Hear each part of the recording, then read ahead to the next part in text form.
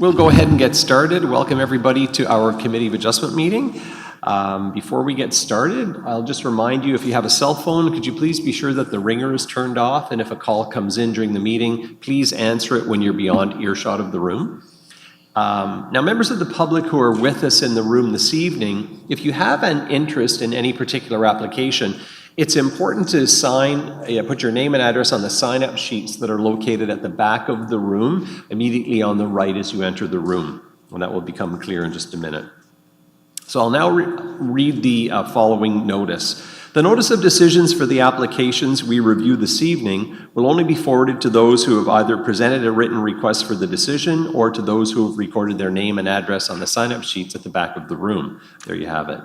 Furthermore, a formal request is necessary to be advised of a possible Ontario Land Tribunal hearing on these matters, and in order to be allowed to make a presentation to the Ontario Land Tribunal, which is otherwise known as the OLT.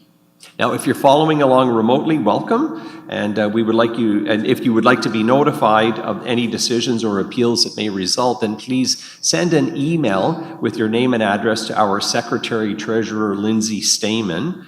Her email address is lsthamann@cityofkingston.ca, and be sure to include your full name and address as well as the file number of the application.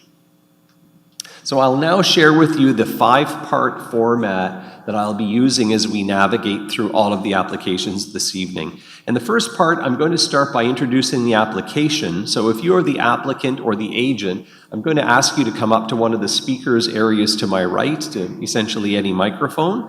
And when I recognize you, I'll ask you to state your full name and address for the record. And then you'll have an opportunity to add anything further to the application or make a request of the committee. You might be looking for relief or have some form of request, and that would be your opportunity to do so. In the second step, I'll invite members of the committee to ask questions of the applicant or the agent or any staff member. And then in the third step, I'll open the public portion of the meeting. Now, members of the public can line up to the speaker's area to my left or even to the right, to anywhere where there's a microphone. And when I recognize you, I'll ask you to state your name and address for the record, and then you'll have an opportunity to make your presentation, ask your question, or raise a comment. I'll give each speaker up to 5 minutes to present, and I'll give a warning at the 4-minute mark. Now, during the public portion of the meeting, please don't expect an immediate response to your questions or your comments, because we will be physically recording your questions and comments, and it's only after I close the public portion of the meeting will the questions and comments be addressed by the applicant, their agent, or staff. And I'll be calling 3 times for public comments before I close that portion of the meeting. Then we move to the 4th step of the meeting, and I'll give the applicant or their agent or staff an opportunity to address the public comments that we just heard. And then in the 5th and final step, I turn it back to the committee. I ask the committee to make a motion. We will deliberate on the application and then make our ultimate decision right on the spot. And that's pretty much about it. So I'll just be using the same format for every application this evening. So now I'd like to welcome our new committee clerk, who is Allison Hanna. I'm very happy to have Allison here this evening, and I'm going to call on Allison to confirm quorum. Thank you, and through you, Mr. Chair, I can confirm that we do have quorum with all members of the committee present. Great, thank you very much. Okay, so I'll now call the meeting to order at 5:34 p.m. and I'll refer the committee members to the agenda. So there was an addendum that came out around 2 o'clock this afternoon. All the committee members have that. So I'm looking for a motion to approve the agenda with the addendum. So moved by Jordan and seconded by Jimmy. So any discussion on that? All in favor, raise your physical hands. And that's unanimously carried. Thank you.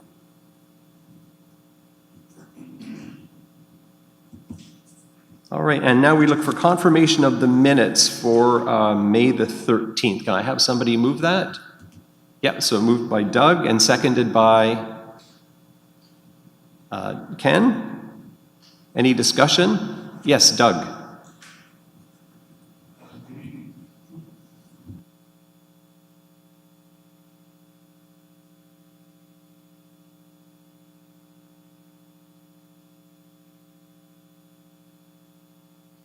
Okay, Ian, or I guess Allison, you take note of that, and we'll have that corrected. Okay, so typo. Okay, any other discussion? Okay, so all in favor to accept the approval of the agenda, of the approval of the minutes, subject to the changes, raise your physical hand. And that would be, okay, and opposed or abstained? Okay, so that would be 8, 4, and 1 abstained. Thank you. Are there any disclosures of pecuniary interest this evening? And I see none. There are no delegations. We have no requests for deferrals. So our first piece of business is a returning deferral item, which is an application for a minor variance for 154 Pine Street. Lindsay, can you read this into the record, please? Through you, Mr. Chair, this is an application for minor variance and consent at 154 Pine Street, file numbers D13-045-2023 and D10-031-2023. The minor variance application is to permit reductions in minimum lot area, minimum lot frontages, and reduced minimum interior setbacks for both the retained and severed parcels.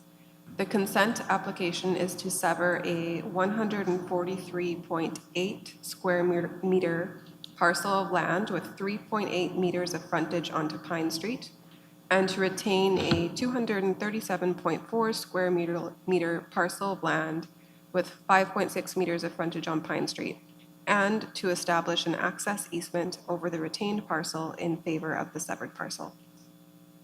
Great, thank you for that. Do we have the applicant or the agent with us this evening? Either in-house or online?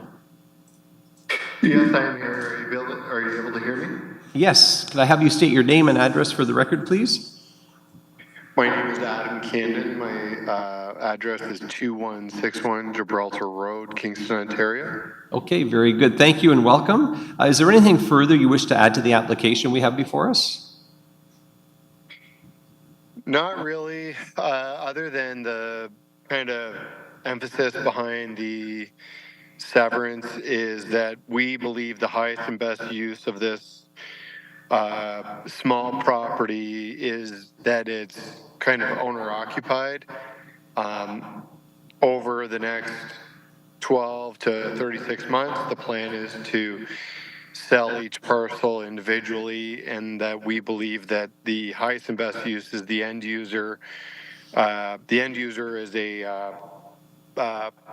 owner themselves, so it would give people kind of affordable home ownership in the downtown core, which we think is beneficial to the community rather than selling it as a duplex, which would be to an investor.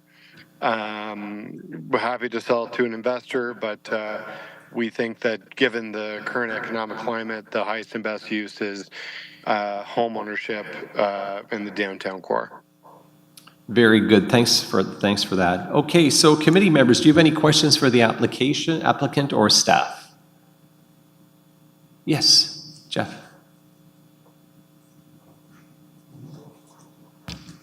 That one, of course, that's the vote. Thank you, Mr. Chair. Question here for staff. I take it this building predates zoning, and the fact that all of these minor variances are there are just long-standing issues that are now being addressed? Thank you, and through the chair, that's correct. Our review of the property indicates that this is a much older property than the current Kingston zoning bylaw, and if I recall correctly, I believe data from MPAC indicated that this property was first established as a semi-detached use around 1920 or somewhere thereabouts. So the minor variances are essentially just to recognize the existing conditions of the site and not to permit any new increased encroachments on the towards the lot line, just to recognize how the building and the lot is currently configured.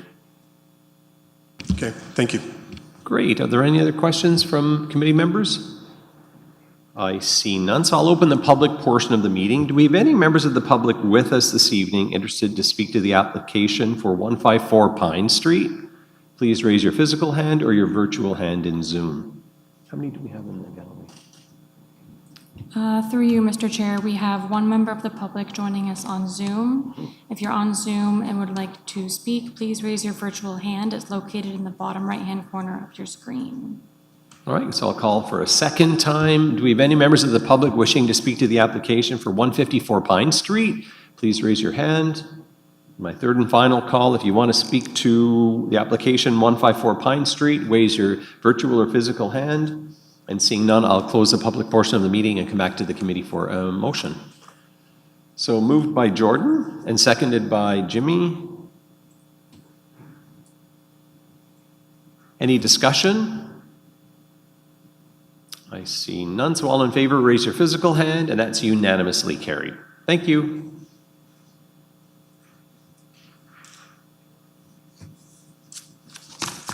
All right, our next returning deferred item is for an application for minor variance 322 Queen Street. Lindsay, can you read this into the record, please? Through you, Mr. Chair, this is an application for minor variance at 322 Queen Street, file number D13028-2024, to permit a total of 7 dwellings within the existing mixed-use building and for relief from certain parking requirements. Thank you. So do we have the applicant in the room? Yep. I could just have you take a seat and tap the red mic button and then just identify yourself by name and address. Through you, Mr. Chair, my name is Alicia Ackroyd. I'm a planner with Photon Planning and Design here on behalf of the applicant this evening for 322 Queen Street. Oh, sorry, that's all I'm supposed to say right now. No, and do you have anything further you wish to add? Other than that we've read staff's recommendation report and agree with the recommendations in the report, and that I'm here if anybody has any questions or any comments that they would like us to take back. Thank you very much. Committee members, do you have any questions for the applicant or staff? So, Jeff. Thank you, Mr. Chair. This is a question for the applicant. So this is an existing building and no addition or additional construction to the exterior of the building is being proposed. So where is this extra unit being found within the existing building?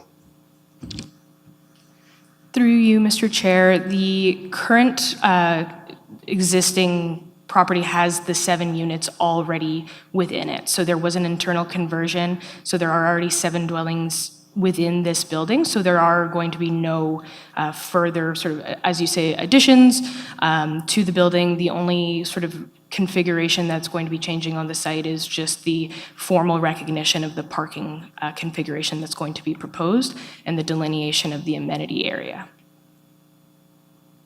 Thank you. Any other questions from the committee? Yes, Ken. This is a question for staff. On the understanding that the 7 units already exist in the building, now speaking to the conditions of approval, it wasn't clear to me why a noise study is required as a condition of approval for the 7 units plus the commercial unit that already exists. Thank you, and through the chair, through consultation with our engineering department, it was flagged as a condition to meet the NPC 300 guidelines, which is when you're having planning permissions where you're allowing for a residential unit, which this is allowing through the zoning mechanism, through a minor variance, to add that use. Now, we do recognize there could be, there certainly are existing residences that are currently subject to whatever noise exists in with that area, but the additional unit is being, we ask to demonstrate that any potential adverse impact is within guidelines.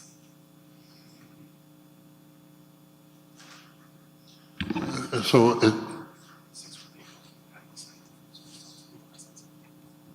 it's the numerical change that provokes the need for the noise study as opposed to the actual structure itself. There's nothing new happening. And I would understand that the noise study is going to focus more about the impact of the environment on the building rather than the impact of the building on itself. In other words, the surrounding environment, the various, I think there's a very tall residential building nearby. You've got truck traffic on Princess and on Queen and so forth. This will likely be the concentration. And it might mean changes to windows, for example, in the building, that sort of thing. Through the chair, that's absolutely correct. If noise study identifies existing noise such as traffic, one of the mitigation measures could be just thicker pane windows or triple pane windows or such other mechanisms. Okay, any other questions from committee members? I see none, so I'll open the public portion of the meeting. Do we have people with us this evening speaking to the application for 322 Queen Street? Please raise your physical hand or your virtual hand in Zoom. And if you're here to speak to 322 Queen Street, now would be your time to let yourself be known. And my third and final call, do we have anybody with us in the room or gallery wishing to speak to the application for 322 Queen Street? Please raise your virtual hand in Zoom or hand. Okay, I see none. So I'll close the public portion of the meeting and come back to the committee for a motion. So moved by Jeff and seconded by Jordan. Any discussion? So all in favor, raise your physical hands, and that is unanimously carried. Thank you. Thanks. And now our first piece of new business is an application for minor variance, 70 Railway Street. Lindsay, can you read this into the record, please? Through you, Mr. Chair, this is an application for minor variance at 70 Railway Street, file number D13-017-2024, to reduce the minimum rear yard setback from 15 meters to 3 meters to accommodate 4 shipping container accessory buildings on the southwest corner of the lot. Great, thank you. And we have the applicant or agent. Could I just have you identify yourself by name and address, please? I am Tom Gunsinger from Belcon. We are the applicant on behalf of the owner, and my address is 186 West Front Street, Sterling, Ontario. Okay. And my name is John Richards. My address is at 75 Hatter Street, Kingston, Ontario. Great, thank you and welcome. So is there anything further you wish to add to the application or requests of the committee? The only thing that I would like to add is obviously this is a variance to put on a larger expansion to our current building. So for us, that means we're able to sort of like double our capacity, which would mean more jobs for the area. Okay. All right, very good. All right, committee members, do you have any questions for the applicant or for staff? Ken? I have a question for staff. My question is peripheral to the variance. It probably has more to do with the building addition. Just out of curiosity, I asked my question. We have residential uses to the south, which are separated from the industrial use by the unopened road allowance, which is used as a laneway. And those uses also benefit by the fact that their outdoor living area is buffered from the industrial use by the orientation of the buildings. But there are bedroom windows that are exposed to the north facing the industrial use. And we have an industrial building being added in a form that will fundamentally enclose the 4 loading docks that are already there. I was curious to understand whether the staff would require a noise study for that through the site plan process in order to deal with any noise impacts on those residential uses as a product of the loading docks influenced by the building addition.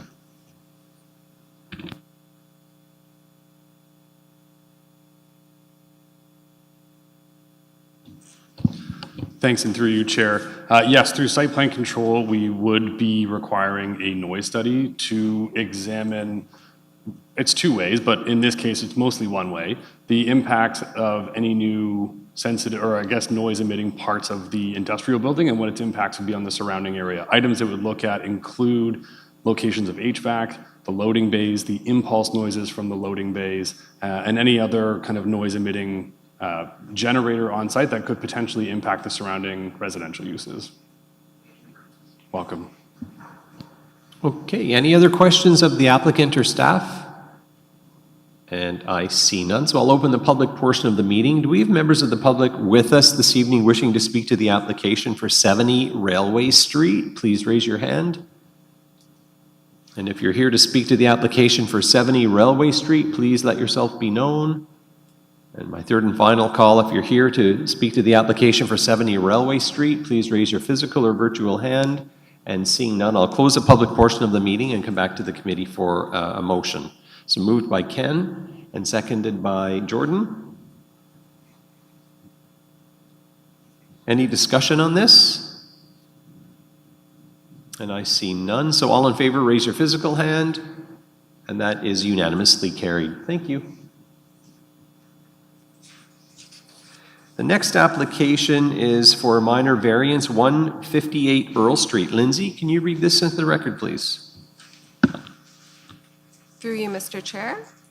This is an application for minor variance at 158 Earl Street, file number D13036-2024, to expand the third floor of a residential dwelling to replace the existing 2 gable dormers with an expanded shed dormer.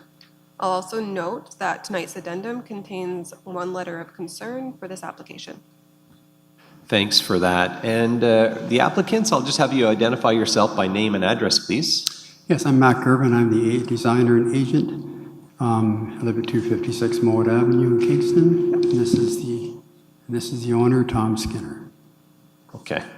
Great. Thank you and welcome. Is there anything further you want to add to the application or a request of the committee? Yes, I would like to add a few things. At the last minute today, the Frontenac Heritage Foundation sent in a letter objecting to this recommendation, even though it's been passed by Heritage. We should have had a little bit earlier to have a better look at it. But I'd just like to go through some of their points. I don't think they really quite understood it exactly as well. So we went to the committee, we went to the pre-planning of Heritage and went through all with Heritage people, sat down, talked about there are other items in the property as well, like windows and so forth, but the Committee of Adjustment is just dealing with the dormer on the back. And then we went to the committee, of course, got approved. And then we have this letter here from the Heritage Foundation. The one thing they're talking about in variance 1. Matt, could you speak closer into the mic? Sorry. Okay. Is that better? Much better. Okay. There are a few things that they complained about. One is that the variance 1 allows for a setback minimum 0.4 from the main wall.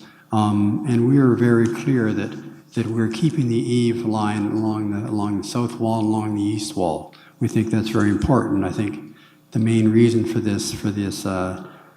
the problem with shed dormers, and I certainly wouldn't recommend a shed dormer who's going to be in the front of the house or a spot that could be easily seen, but is that the wall goes straight up. But we're keeping, I think we're keeping a couple of feet in the bottom and a couple of feet in the side. I think it's 1.9 feet on the east side, and I think it's a little over 2 feet on the bottom side for overhang, and that gives the view of having the overhanged eave.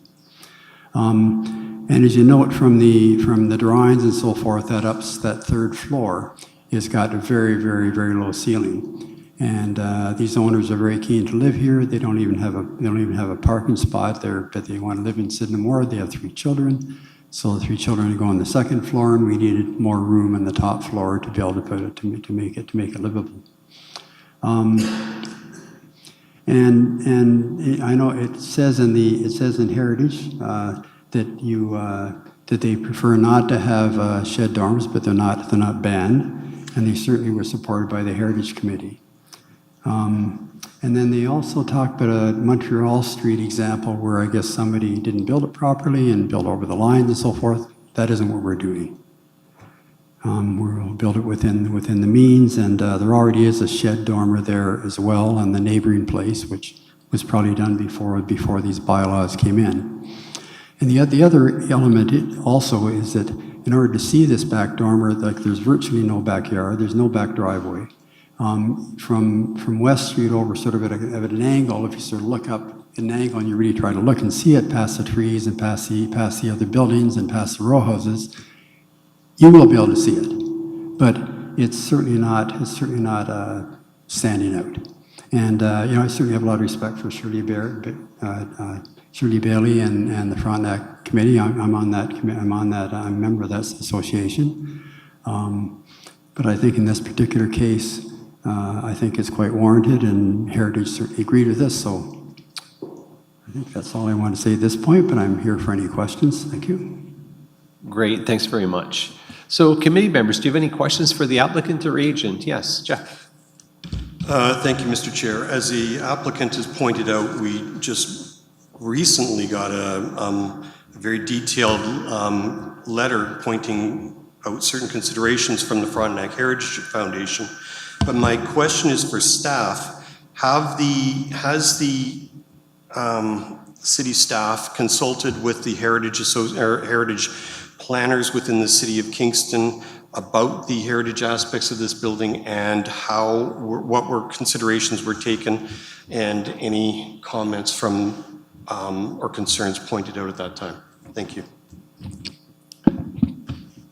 Through the chair, yes, in fact, the applicant was consulting with Heritage Services Kingston prior to even contacting planning, and they did go through the process of getting a heritage permit. They received that permit on April the 17th. And the result of the impact analysis, which considered the Heritage Conservation District requirements, was that the rear dormer was not negatively impacted by the changes to the rear of the roof with the new dormer, which is designed to be sympathetic and compatible with the Heritage Conservation District and the building. Thank you. Ken? Thank you, Mr. Chairman. My question probably focuses on the fact that I'm not quite clear on the process. I hear repeated reference to the Heritage Committee. Would it not be the case that the committee's recommendations go to council? That's a question for staff. Do they not go to council? In other words, council has spoken on this application relative to the Heritage Conservation District policies of the official plan. So I'm not familiar with the heritage process. Thank you, and through you, Chair, yes, it has gone to council, and council has voted in favor of the recommendation that's come from Heritage Committee. So council has also given their nod to this application. Through the heritage process, the step required after that is, of course, to obtain your appropriate planning approvals, which is what they're here to do today. So they are seeking the minor variances to be in conformance with that approval through Heritage Committee and council. Okay. Okay, any other comments or questions? I do have one question. The letter made reference to a kerfuffle, if I may, on Montreal Street. Do we have any further data on that? Yeah, James? Thanks, and through you, Chair, I did manage to talk to my colleagues in Building Services today about this. In my opinion, it is a bit of a red herring for this application. It's a completely different situation and built form than what is considered on this property. The properties on Montreal Street actually have a parapet, a brick and limestone parapet that projects above the roof line. That doesn't exist here when you look at these buildings. And when they demolished the roof of the property in question, parts of the parapet came down because they're exposed to the elements. The brick portions above the roof line actually caved in when they took that portion of the roof down. So they had to demolish and rebuild that parapet in order to make it structurally sound. So there was a bit of a kerfuffle there because they demolished and rebuilt it and then came forward to talk to city staff about it. It did require heritage approval, but Heritage Services and Building have been in contact and working with that applicant to remedy that situation. Okay, good, thank you. All right, committee members, any other following questions? So seeing none, I'll open the public portion of the meeting. Do we have anybody with us this evening wishing to speak to the application for 158 Earl Street? Please raise your physical hand or virtual hand in Zoom. And do we have anybody with us this evening wishing to speak to the application for 158 Earl Street? Please let yourself be known. And my third and final call, if you would like to speak to the application for 158 Earl Street, please raise your physical or virtual hand. And seeing none, I'll close the public portion of the meeting and come back to the committee for a motion. So moved by Ken and seconded by Jordan. Any discussion? Yes, Jeff. Thank you, Mr. Chair. I would like to say that it's unfortunate that we received this letter so late in the day that really couldn't give it much consideration, but looking at how the process has gone, application's been around for quite some time. There's been an awful lot of consultation going on, and it looks like an awful lot of concurrence has been occurring, and that it looks like the applicant and has done a really good job of making sure that all heritage aspects of this building and renovation are being taken care of, and I'm fully happy to support this application. Great, thank you. Any other comments? Seeing none? All right, so I'll call for a vote. All in favor, raise your physical hands, and that's unanimously carried. Thank you.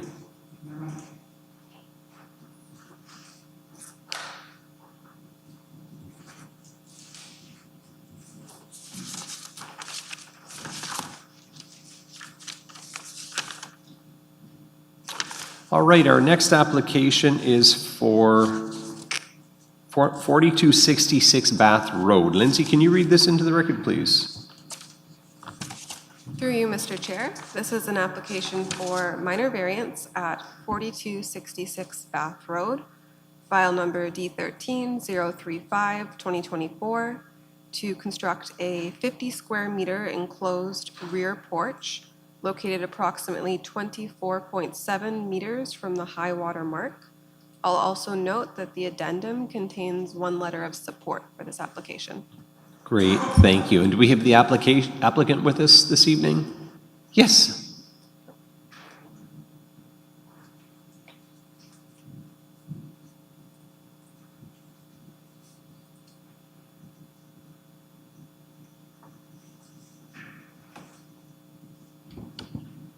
Good evening, Mr. Chair and committee members. My name's Tim DeYoung, and I live at 4226 Bath Road. I just wanted to make a note that I believe it says 4266. It should be 4226 Bath Road. 4226, thank you. The public notice that did come out did say 4226, so. Okay, very good, thank you. Is there anything further you wanted to add to the application? No, just that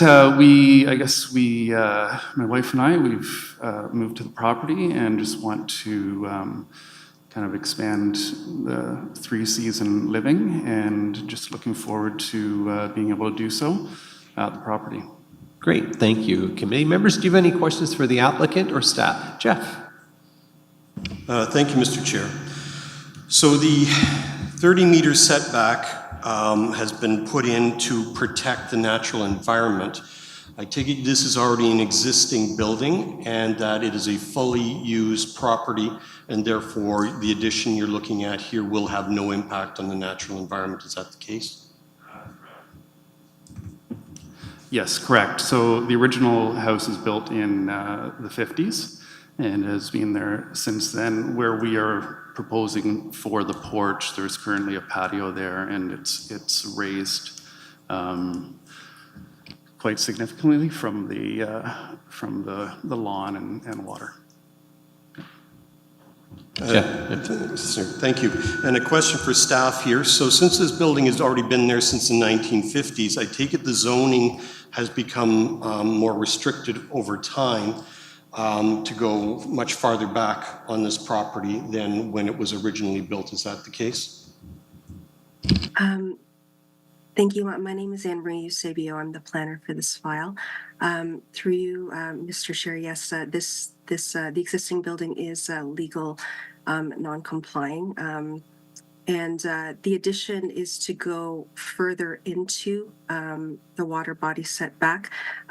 This application is to seek relief from 30 meters to 24.7 meters. Conservation Authority staff did go on site on the property, and they have verified that the proposed addition is set back sufficiently from the floodplain, and they have also confirmed that there are no issues in terms of natural or erosion hazards. Thank you. Thanks, and through you, Chair, just to provide a bit of context there and build on what my colleague has said. Yes, so previously the zoning bylaw, I don't know what it was in the 50s, I can always go back and check, but the zoning bylaw before the Kingston zoning bylaw had a setback of 15 meters, 25 feet. That's been increased over time, as you've alluded to. So yes, this is a greater setback than what applied to the property when it was built. Okay, any other questions from committee members? I see none, so I'll open the public portion of the meeting. Do we have anybody with us this evening wishing to speak to the application for 4226 Bath Road? Please raise your physical hand or virtual hand. And do we have anybody with us wishing to speak to the application for 4226 Bath Road? Please let yourself be known. And my third and final call, if you're here to speak to the application for 4226 Bath Road, please raise your physical hand. No? Okay. I see none, so I'll close the public portion of the meeting and come back to the committee for a motion. So moved by Ken and seconded by Vincent. Any discussion? There is none, so all in favor, raise your physical hands, and that is unanimously carried. Thank you.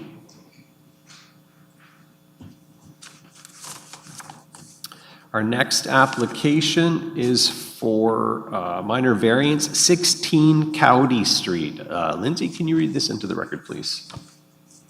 Through you, Mr. Chair, this is an application for minor variance at 16 Cowdy Street, file number D13-033-2024, to construct a one-story addition in the rear yard of an existing single-detached house. And the addendum contains 3 letters of support for this application. Thank you. And can I have you state your name and address?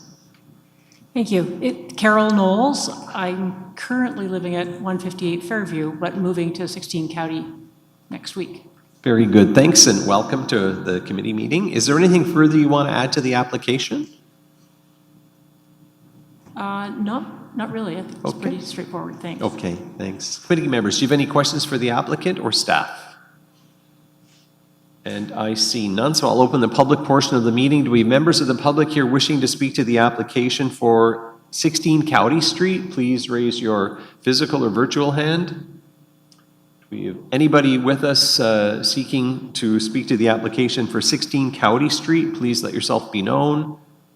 And my third and final call, if you're here to speak to 16 Cowdy Street, please raise your hand. And I see none, so I'll close the public portion of the meeting and come back to the committee for a motion. So moved by Vincent, seconded by Jordan. So any discussion? I see none, so raise your physical hand if you are in favor, and that is unanimously carried. Thank you. And our final application is for a minor variance, 102 Charles Street. Lindsay, can you read this in, please? Through you, Mr. Chair, this is an application for minor variance at 102 Charles Street, file number D13-046-2024, to construct a new 2-story rear addition. I'll note the addendum contains an updated Exhibit A for this application. In that exhibit, condition number 4 has been modified so that archaeological clearance of the property is no longer required. Great, thank you for that. And do we have the applicant with us? Or their agent? Nope, I got somebody's hand is up.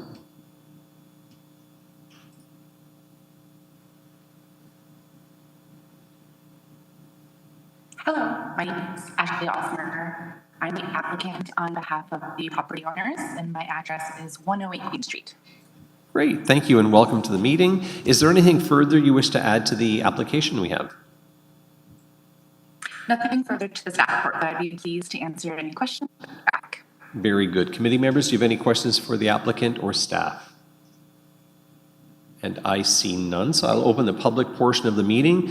Do we have members of the public with us this evening wishing to speak to the application for 102 Charles Street? Please raise your physical hand. Is that yeah? Oh, no. Okay, do we have, and as my second call, do we have anybody with us wishing to speak to the application for 102 Charles Street? And my third and final call, if you wish to speak to the application for 102 Charles Street, please raise your physical hand. And I'm seeing none, so I'll close the public portion of the meeting and come back to the committee for a motion. So moved by Councillor Hassan and seconded by Warav. Any discussion? None. So all in favor, raise your physical hands, and that is unanimously carried. Thank you. That's it. Okay, so next on our, moving down on our agenda, we have no motions, no notices of motion. There's no other business, no pieces of correspondence. The date of the next meeting is Monday, July 15th at 5:30. So now we're looking for a motion to adjourn. Moved by Doug and seconded by Jeff. All in favor, raise your physical hands, and that's unanimously carried. Meeting adjourned at 6:10 p.m. Thanks, everybody.